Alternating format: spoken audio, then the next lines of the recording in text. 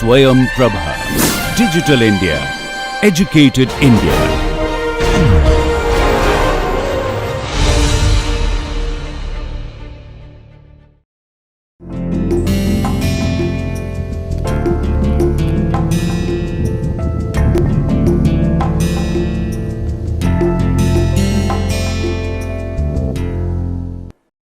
Welcome back to the fifth class of the second week. So, in the previous class, we talked about what is cartilage, the cells which constitute cartilage, the chondrocyte, and the matrix material which is proteoglycan, which is the chondroitin sulfate forming composites with the proteins and other fibers in and around it from the proteoglycan.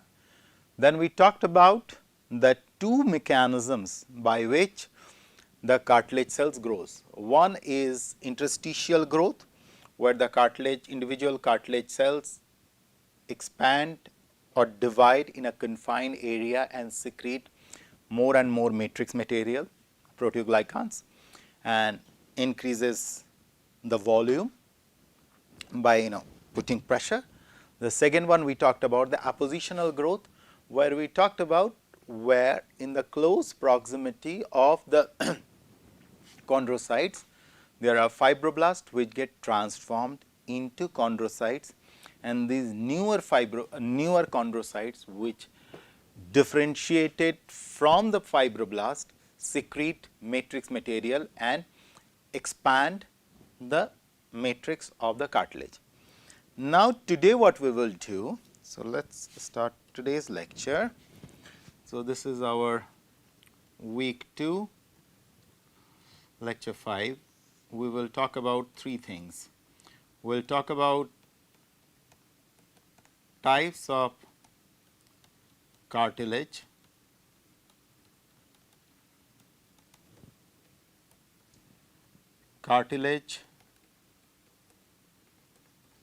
to bone formation.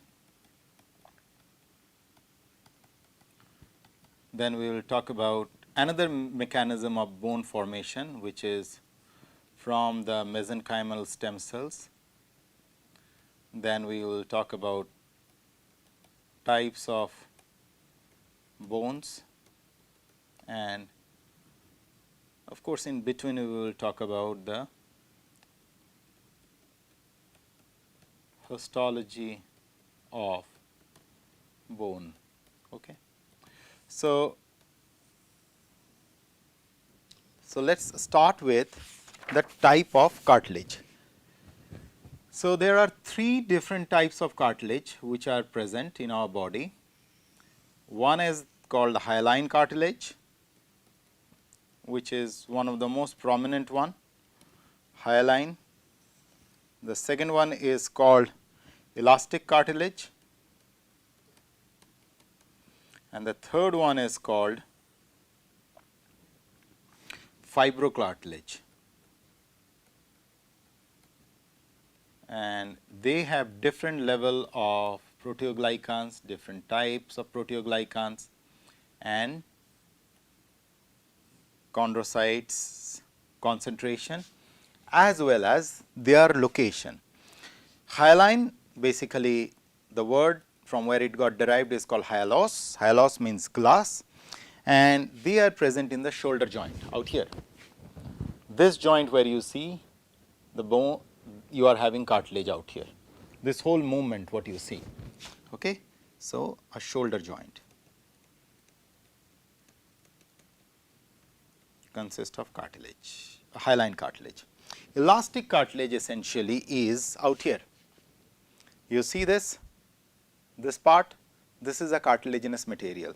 So, this is the elastic cartilage. Okay. So, the example is auricles of the external ear. The ear you will have, auditory canal is consisting of elastic cartilage, whereas fibrocartilage is the disc which separates. So, you have this vertebral disc, you know that, through which the spinal cord moves.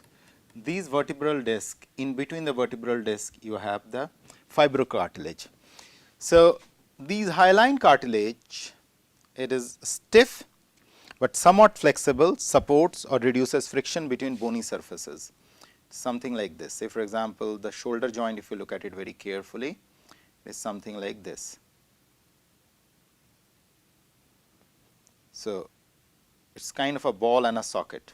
So, between these two surfaces there is always a friction. This friction is kind of taken care by the hyaline cartilage.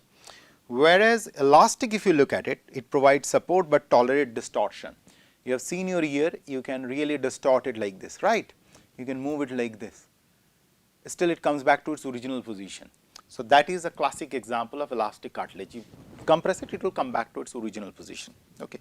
Now, talking about the fibrocartilage, which is between the disc, what you see, it resists compression, prevents the bone to bone contact, limits relative motion. So, you have this whole spinal column. So, if the bone hits with each other, there will be a lot of friction. So, in order to remove this friction, suppose you put a spongy material in between, what will happen? It will act as a shock absorber. Of course, it does not allow a lot of movement, it only allows this kind of compression to be resisted. They should not come in contact, and that is precisely what fibrocartilage does. Okay, so, these are the three important cartilage what I wish you people to remember.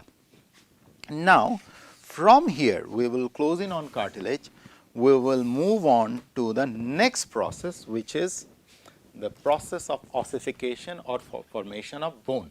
Okay. The process, the major form of ossification. Now, we are moving to bone.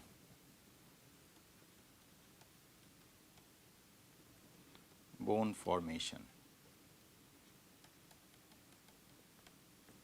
or forms of ossification. So, I have already highlighted two processes, one where I told you mesenchymal stem cells and even fibroblast cells are converted or ossified into bone. This process is called intermembranous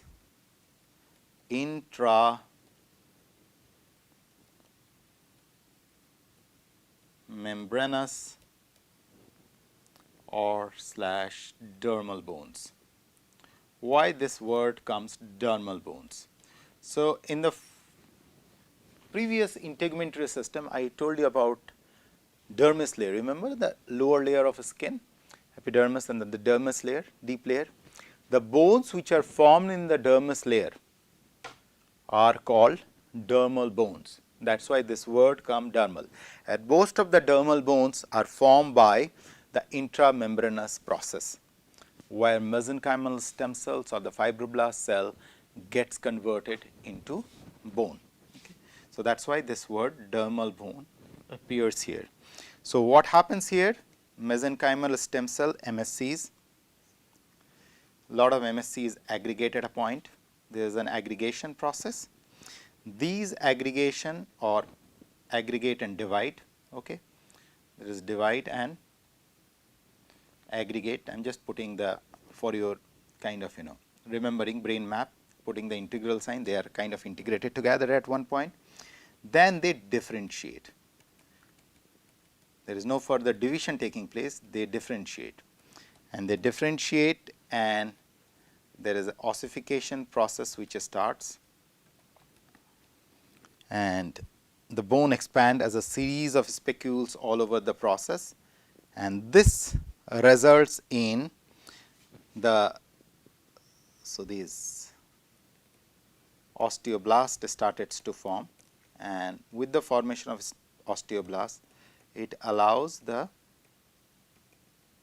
blood vessels to grow in and around it, and eventually over time the bone assumes the structure of initially the spongy bone with marrow cavities, and eventually it attains some kind of a structure like this or some kind of a structure like this, and with lot of cavities in and around, and the osteoblast cells will come to these different cells, osteocytes, osteoblast, okay.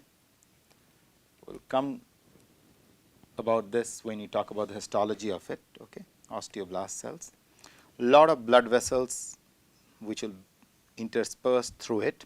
This is how this whole process forms. So, it is almost kind of 3 or 4 stage process depending on what is the in-depth detail you wanted to go into it. The other formation is much more interesting if you look at it. So, that process is called endochondral development. Okay.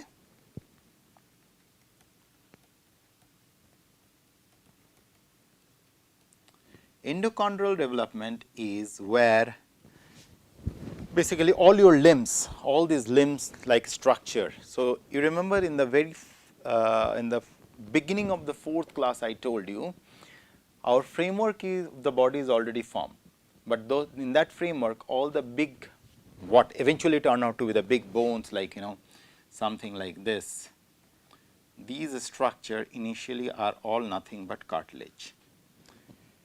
And if you remember that I shaded it like this. Okay. So, just let us start from there.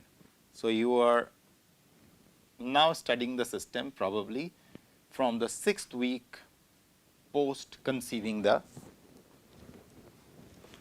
embryo. Okay. Now, this is all filled with cartilaginous tissue. Now, what will happen is that these cartilaginous tissues at some specific location, especially in the somewhere in the center, these cartilaginous tissues started to enlarge.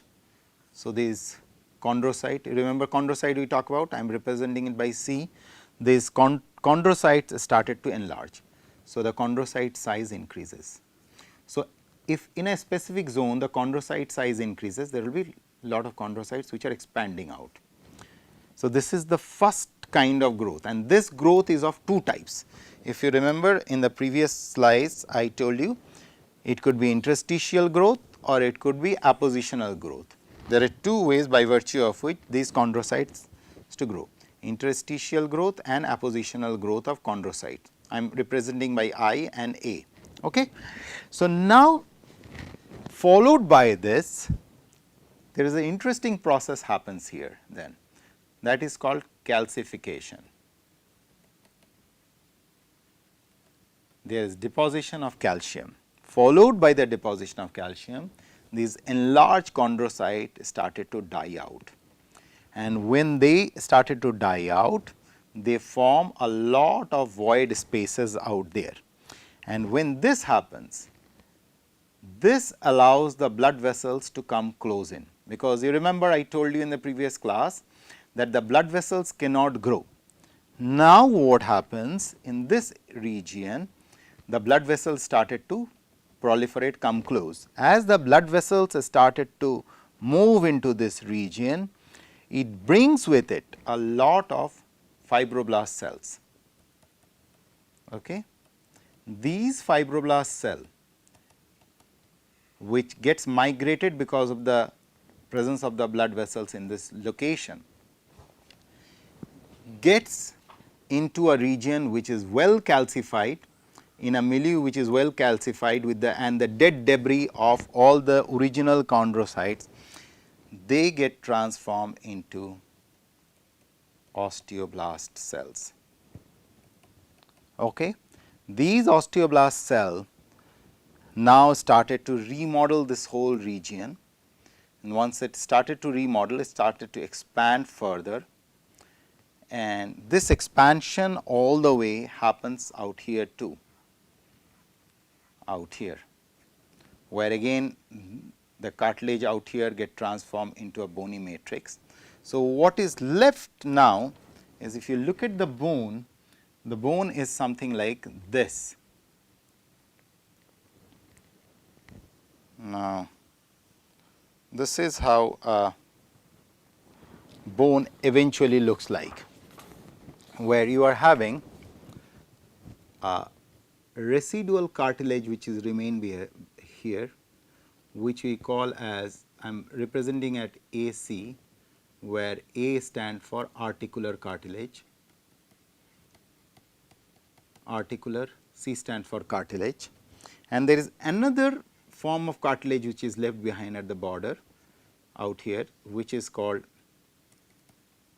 epiphyseal cartilage, whereas this whole central region, I am just drawing in one side, it is actually on both sides, is called the bone marrow. Okay. This is the bone marrow,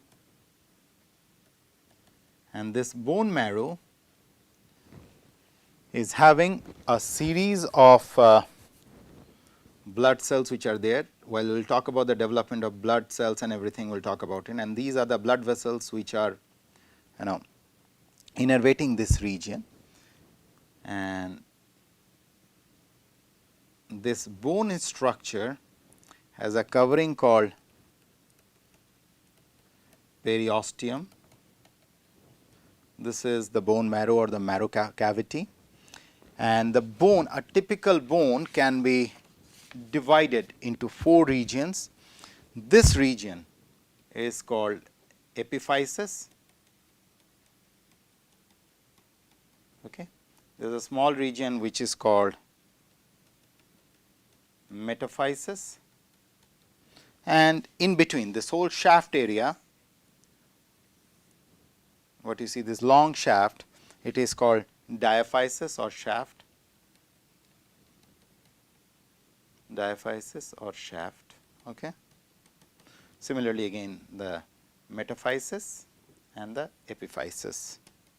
So, this is how the structure of the bone really looks like. You have spongy bones here, you have articular cartilage here, you have epiphyseal cartilage here. So, originally it was all cartilage, then turned out to be only a small part of it which is remain cartilage. And if you have to classify the bones, you can classify them in several ways. These are the typically long bones. Okay. Then you have bones which are short bones, long bones, short bones, which are, if you forget, always remember, look at your fingers, these are those short bones. You know, there are several short bones, carpals, metacarpals, which are present here. These are the short bones. Okay. Carpals, metacarpals, which are present there. Then you have very flat bones. Whenever you can't remember flat bones, think of some of these skull bones. These are fairly flat bones. Okay. There are several regions where they are very, very flat bones. There are flat bones. Then you are having vertebral bones which are fairly irregular. They have a shape something like this, like, you know, with a canal in between, and then some of them are like this. Like there are several such variations within them which you can come across. These are irregular bones. Okay. And then you are having the sutural bones which are in the skull. There are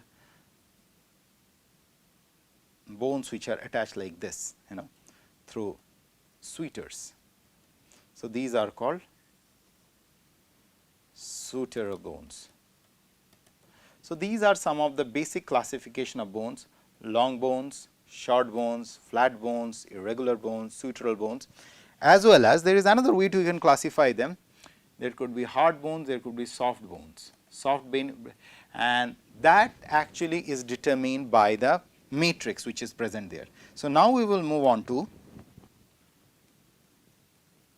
let us summarize the functions of the bones. So, one of the major function of the bone is it supports the framework of our body, right. It is a storage of minerals, especially storage of minerals, especially calcium, phosphorus, and storage of lipids, and it is this lipid which makes what we call as the yellow matrix. I told you there is a red matrix in the bone marrow and yellow matrix. This is involved in blood cell production, will come back to this when we will talk about the blood cell, and you must have heard this word bone marrow transplantation in cancer treatment. So, this is that blood cell production site in the bone marrow. This offers a protection and a leverage, protection and leverage. Okay. These are some of the functions of the bones, and if you look at the osseous tissue or the bony tissue, so organization of the bone can be classified. If the bone could be divided into two parts, it has a matrix component just like the cartilage, you remember, and it has a cellular component. We will come in the cellular component later. Let us look at the bony component. It is dense, contains lot of calcium like Ca3 PO4 calcium phosphate, and it mixed with calcium hydroxide OH2 and forming hydroxyapatite, which is Ca10 PO4 OH2. Okay. And this has lot of chelating property of chelating with sodium, magnesium, phosphorus, okay, calcium carbonate.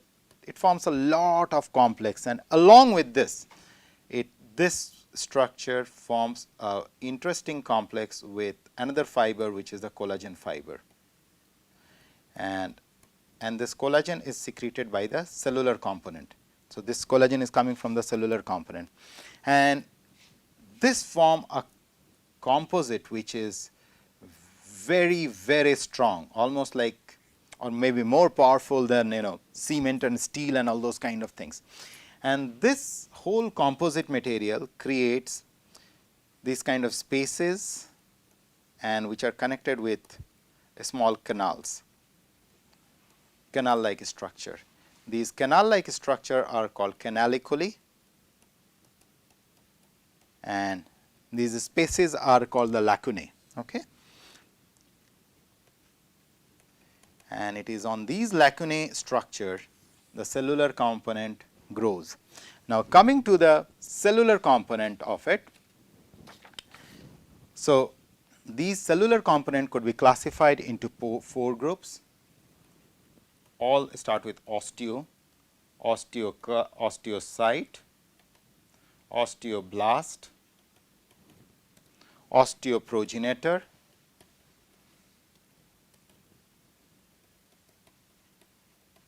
and osteoclast. So, among these three falls in one family. This one, osteoclast, is another family. Why is it so? So, all these three, osteocyte. So, osteocytes are essentially, these are mature bone cells which are kind of located in those canaliculi space, something like this. Okay. Whereas, you have immature blast cell or osteoblast cell, immature bone cell secreting organic compounds of the matrix. Okay. Yet, you have osteoprogenitor cells which divides to become osteoblast, which eventually become osteocytes. Okay.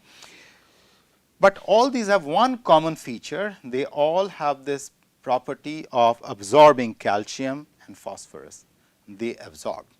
Whereas, osteoclast, this is one type of cell which is present in the bony matrix, which dissolves calcium and phosphorus. And the origin of these cells, these are originated from the macrophages or the monocytes, which are immune cells. We will come later into that, what are monocytes. These are type of blood cells which are the immune component of the blood cells. Okay. So, the origin of osteoclast is from, and osteoclasts are very interesting kind of cells.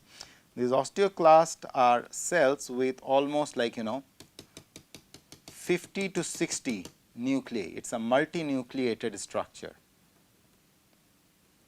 And what is the role of it?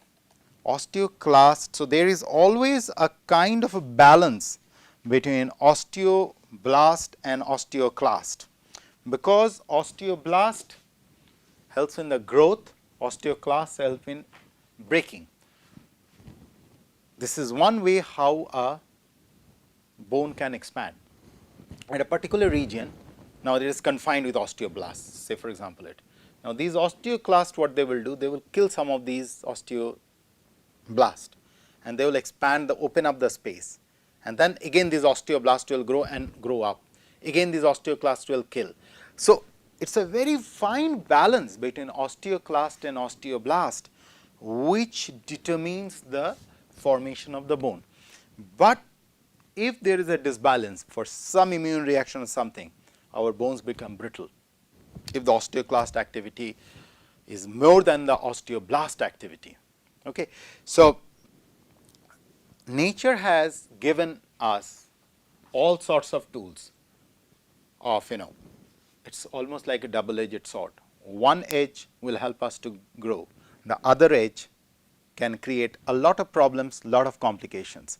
So, it is the thin balance between these two components, osteoclast and osteoblast, which determines the bone growth. Okay. So, this is what I was supposed to share with you about the development of the bone. So, let us summarize what we have talked about. So, I have told you that bone can be formed by two processes. One where cartilage is converted or differentiated into bone, the other where mesenchymal stem cells or a fibroblast gets converted or differentiated into bone. Then we talked about the bony matrix and the bone cells which are called osteocyte, osteoblast, osteoprogenitor, and a unique kind of cells which are present in the bone, but their origin is not the bone, their origin is monocyte, are called osteoclast.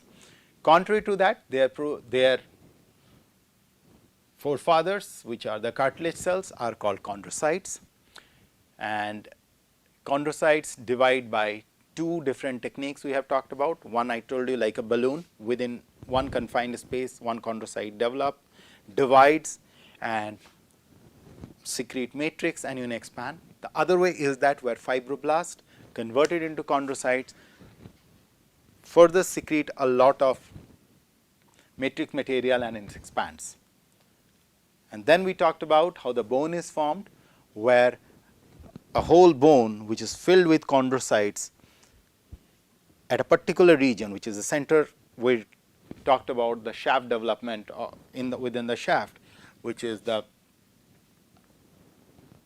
central area of those long bones, where these chondrocytes grows and become enlarged and then get calcified and then dies out and create a lot of void space. And because the chondrocyte died, those factors which are secreted by the chondrocyte of not allowing the blood vessels to penetrate there, now the blood vessels penetrate there and allows the fibroblast or mesenchymal stem cells to come there, and in that matrix which is left behind by the living chondrocytes, very calcified matrix, these cells get converted into osteoblast. Okay? These osteoblasts then eventually form osteocytes and secrete different component and spreads out all over, leaving behind a small amount of cartilaginous material in the form of epiphyseal cartilage and articular cartilage at the fag end, at the epiphysis region and metaphysis region. Okay? So, these are the cartilage which are left behind. And overall, we have already talked about the bone cells, chondrocytes or the cartilage cells. So, this is the whole geometry. What we will do the next week, the third week, we will talk about muscle, and just before talk about muscle, we will talk about the different numbers of bones. You do not have to go to the detail of the skeleton, this is not needed for this course. that is kind of in the medical anatomy you need it, but we will just talk about what is the axial skeleton and appendicular skeleton and the articulations. We will just briefly talk about it, or I will give you some notes in case, and then we will move on to the muscle, and thereby followed by we will move on to the nervous system. So, this is what all you needed to know about the bone biology of cartilage, bone, and the transformation, and this whole process of cartilage development and bone development. And based on that, I believe you people will be able to develop your own understanding of the subject. Thank you.